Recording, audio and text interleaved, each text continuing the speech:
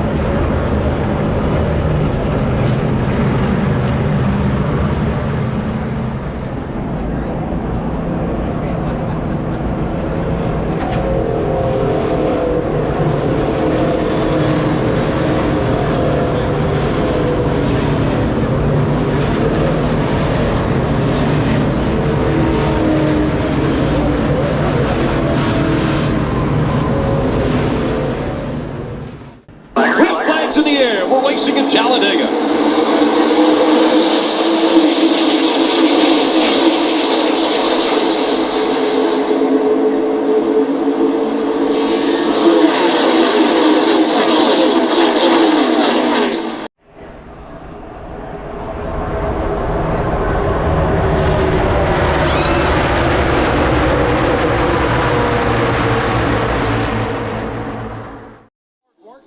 Up there, but you know, when they get down the backstretch and stuff, they're a long way away, and I think some of these drivers are utilizing that a little too much. Steve brought up a while ago with Jesse Love that maybe he was late reacting. Well, if you're listening to the spotter, as he pointed out, then you are late. You've got to drive these cars yourself and learn. That's what I see now. We have a crash over in 3.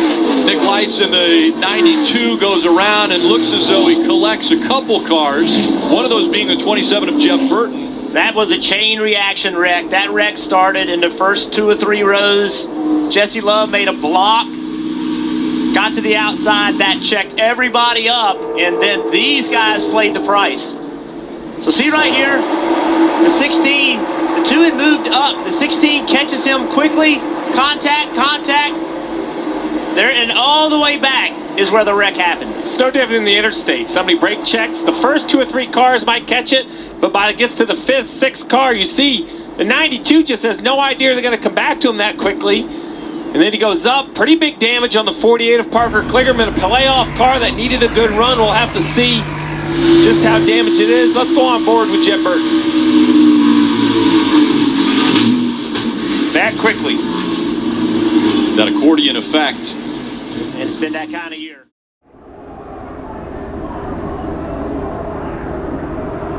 Hey Nick, so just first off, walk us through what happened there from your perspective.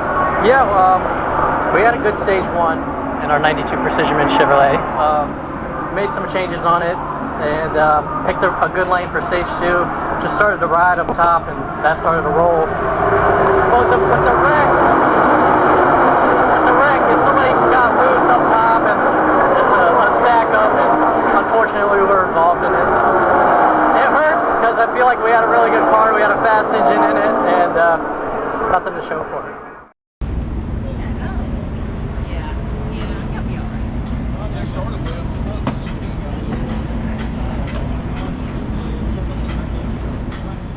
Nick, tell me what happened out there when you spun. Yeah, I think it was a 16 who got loose up top, and that just stacked us all up. And I think it just got ran over, but you know, it's just part of the stack up in pack racing. It's unfortunate. We had a really good run there going, and nothing to show for it at the end.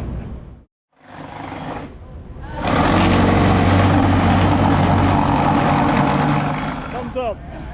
Yeah, awesome, buddy.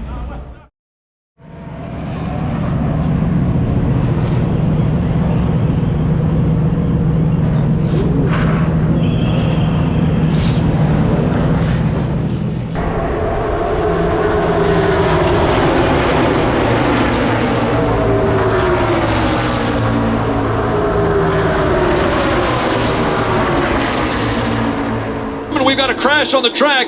The 97 of Shane Van Gisbergen is involved, as well as the 19, Taylor Gray. Big damage in the front of this car coming at us. All here. The 11 of Josh Williams looks like he has been caught up also. Yeah, you Taylor could feel this wreck coming, and a lot of drivers, the intensity picking up. Only 19 laps to go. There's Josh Williams. We see the 19 rolling. Oh man, big damage for Austin Hill. I mean, I know whose fault it was that even got us back there, but I'm not going to say it on the radio. Oh boy. Nothing really. Reed, my spotter, said something about the 97, something happened on the bottom. And I seen him getting bottled up, but they just come back up the hill. It's typical speedway racing. So we were okay. I don't think we were good enough to win the race, but I think we were good enough to finish in the top 5. So we're just trying to help our teammates out. Everybody in Chevrolet. Get them. Pretty hard, like, you know, right? Yeah, it really did. It probably looked worse than it was. It was just a lot of guys mixed up. But I didn't hit that hard. It hit worse. I didn't break any bones, Bob. I'm good. I feel like you guys were on 2 and 3 wide more than probably a lot of the teams expected. Were you surprised by the racing in the third stage? No, that's what I said before the race. I said, you know, the first 2 stages are probably going to be pretty boring, but the third stage, I think it's going to be pretty hectic. So they're not done yet, for sure. So they're gonna wreck more? Yeah, you're going to be busy for the rest of the day. So just stay here. Yeah, I wouldn't even move. Okay. Good. Thank you, guys. Thanks, Josh. Thanks, Josh. Hey, see ya. Yeah, it looked like 26. Well, the 97 came up on him a little bit. 26 trying to be aggressive and get to his left side and gave him a bad motion. Got him free on the apron, and then I don't know who was behind the 26, but it looked like he just got the 26 free and started all that. It sucks, obviously. I feel like we had a pretty fast Joe Gibbs Racing GR Supra, Operation Premier GR Supra. Just guys just racing really aggressively with 20 or so to go. Long ways left. And that's kind of what it results to at these places.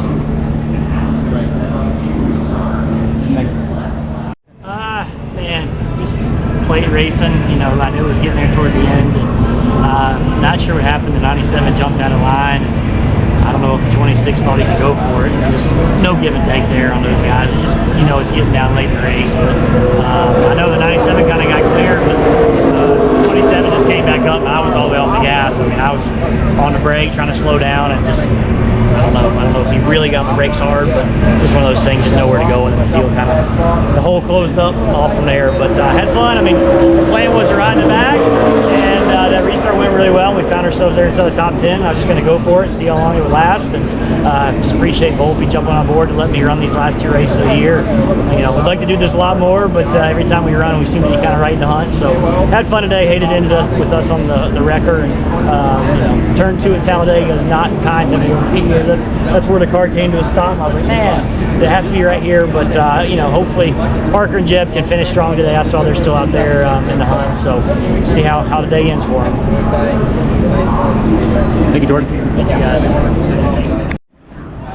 Yeah, I kind of got pushed out of line and then just sort of stayed on the bottom trying to get back up and thought it was clear and then just got hit by someone else, so that sucked. Did you, like, once you get kind of put on the apron, are you like, how in the world am I getting back up? Yeah, but Frank, my spotter, did a really good job. We were like loose all day. It's getting better and better. The end of stage 2 was good, and yeah, then the tech tomorrow was tough, but we were fast there, having some good fun running up front. But yeah, once I got put on the apron, just tried to do what I could and merge nicely, and then I guess there was a bit more happening, and not sure if that was a concertina from what I caused, but yeah, sucks really.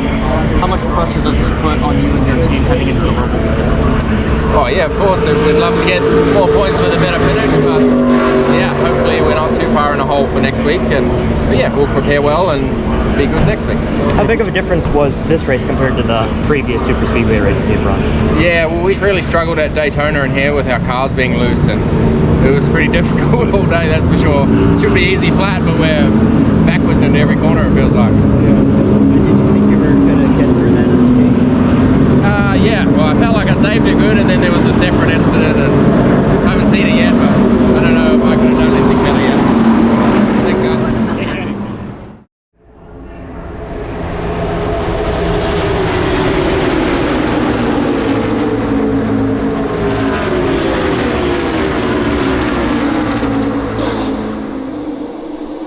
Riley Herbst now goes to the middle to block. He's got Sammy Smith on the inside, and around they go. Carson Quapple got tagged for the back. The 9 involved as well. Oh, big still wrecking. Parker Kligerman's in it. Yeah, big move there. Kligerman straight up the racetrack in big contact. He was in it late. Cole Custer. Custer has been trying to avoid any problems this race, and now he gets collected. What he said though was, I've got oil pressure, meaning no damage right now to the oil cooler or anything like that. So if you keep it running, keep it moving, maybe they can get it fixed up and at least claw out a decent finish. It's going to be overtime. Allmendinger with damage. Quaffle done a nice job. Had himself in good position late in this race. Brandon Jones. It looked like Carson Quapple got shoved and out of shape and up the racetrack, and that started this. We'll have to take a look at the replays, but Cole Custer with a lot of damage. Yeah, it happened so quickly, and once again in the trial, we talked about the trial being difficult. The 9 into the back of the 88, everything sorts itself out there.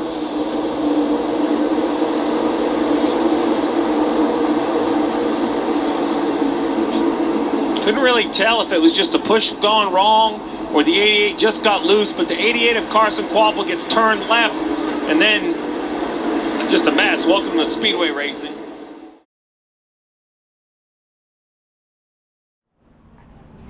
Usually we're talking because you're in the top 5. What happened out there? I don't really know what started the wreck. I just saw them get all out of shape and squirrely in front of me, so I checked up, and for a split second there I thought I had it missed, but the guys behind me just couldn't stop in time. I got turned head on in the wall. So that's the way these races go sometimes. It's such a shame because we had a really fast dead-on tool Chevrolet Camaro, and I feel like I'm really good at these kinds of races. I put myself up front every time, and I mean, with a small team with no teammates, it's all you can really do. Every move I make, everyone does the opposite as me. So I just do the best I can to put our team in position to win a race, and I feel like I did that today. Just wasn't meant to be.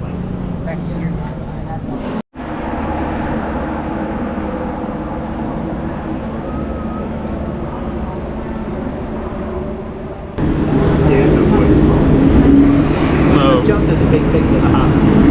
No, he's evaluated for this. Okay. Which is, it just has literally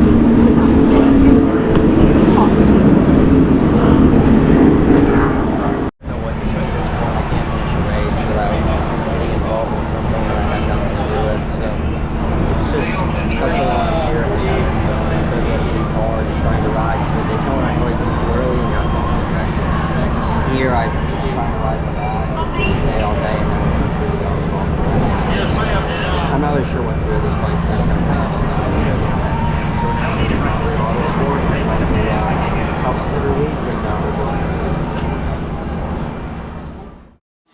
The way overtime works, as we're getting ready for overtime presented by Credit One Bank.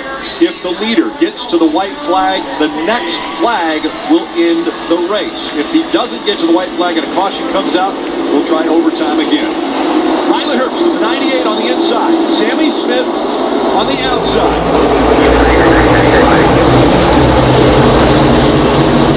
Fans here at Talladega cheering him on.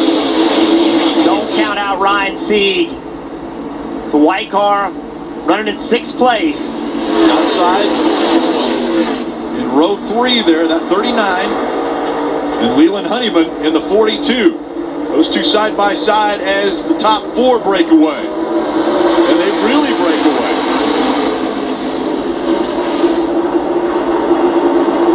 Well, they break away because they were connected, but now as they've broken up, they are going to come back to the pack with a pretty big hurry somewhere over here off turn 4.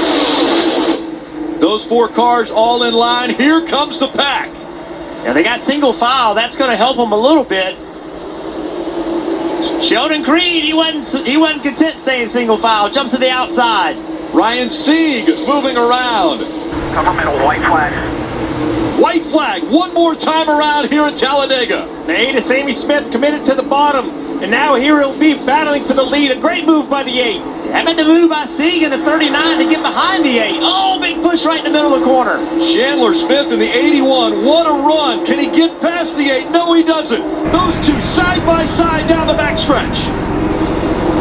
The 98 with a big shove. He's going to try to bend by. He can't. Nowhere to go for the 27. He's up against the wall. 3 wide for 3rd. They still say side by side for the lead. Sammy Smith on the inside. Chandler Smith on the outside. Ryan Sieg. He gets behind the 8 for the push. Coming up on the tri-oval. Remember, the start-finish line is past the tri-oval. The 8 of Sammy Smith out in front. Now Sieg moves to the outside. At the line, it's Sammy Smith in the 8, and they wreck on the inside. Sammy Smith came in 12th in the standings. He wins his way into the next round of the playoffs. What he had to do to make the next round? Win. And he made it happen. Ryan Sieg 2nd, Riley Herbst 3rd, Sheldon Creed 4th, and Chandler Smith 5th. Sammy Smith, before this race, asked for a meeting with his car owner Dale Jr. to review how these races are run, how the pushes work, the positions you have to be in. That extra effort might just be the difference. Why not? When you have an owner like Dale Jr., why wouldn't you lean on him for the experience?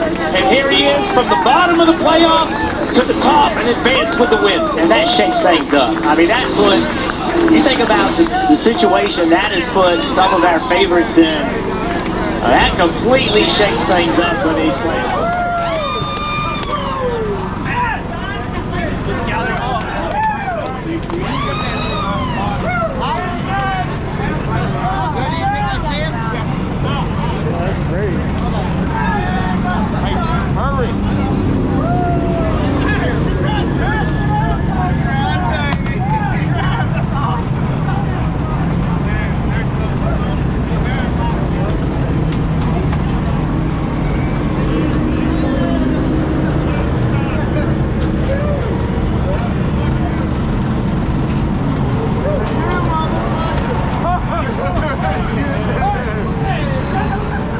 Let's go.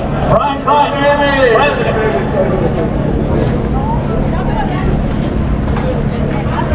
Sammy, on behalf of the Friends family and all the team here at Talladega Superspeedway, congratulations on the big win here at Talladega that punches your ticket to the Championship 4 in Phoenix.